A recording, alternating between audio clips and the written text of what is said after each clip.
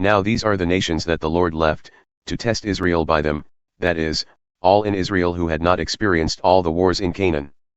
It was only in order that the generations of the people of Israel might know war, to teach war to those who had not known it before.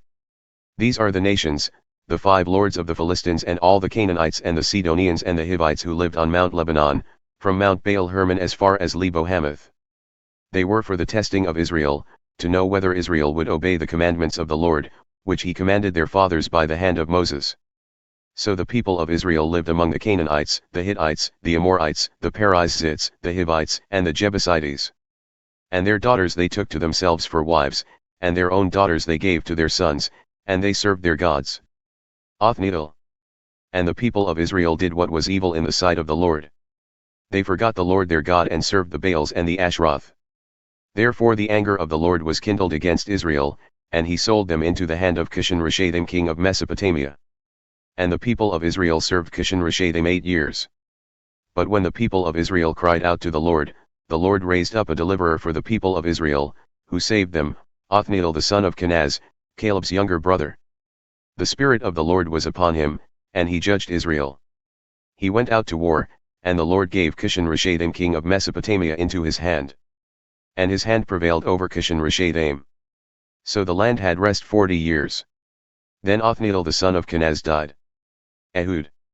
And the people of Israel again did what was evil in the sight of the Lord, and the Lord strengthened Eglon the king of Moab against Israel, because they had done what was evil in the sight of the Lord. He gathered to himself the Ammonites and the Amalekites, and went and defeated Israel. And they took possession of the city of palms.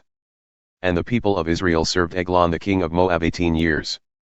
Then the people of Israel cried out to the Lord, and the Lord raised up for them a deliverer, Ehud, the son of Gera, the Benjaminite, a left-handed man.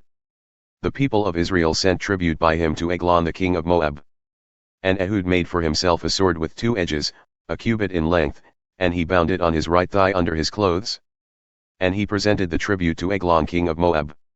Now Eglon was a very fat man. And when Ehud had finished presenting the tribute, he sent away the people who carried the tribute. But he himself turned back at the idols near Gilgal and said, I have a secret message for you, O king. And he commanded, Silence. And all his attendants went out from his presence. And Ehud came to him as he was sitting alone in his cool roof chamber. And Ehud said, I have a message from God for you. And he arose from his seat. And Ehud reached with his left hand, took the sword from his right thigh, and thrust it into his belly. And the hilt also went in after the blade, and the fat closed over the blade, for he did not pull the sword out of his belly, and the dung came out. Then Ehud went out into the porch and closed the doors of the roof chamber behind him and locked them. When he had gone, the servants came, and when they saw that the doors of the roof chamber were locked, they thought, Surely he is relieving himself in the closet of the cool chamber. And they waited till they were embarrassed. But when he still did not open the doors of the roof chamber, they took the key and opened them, and there lay their lord dead on the floor.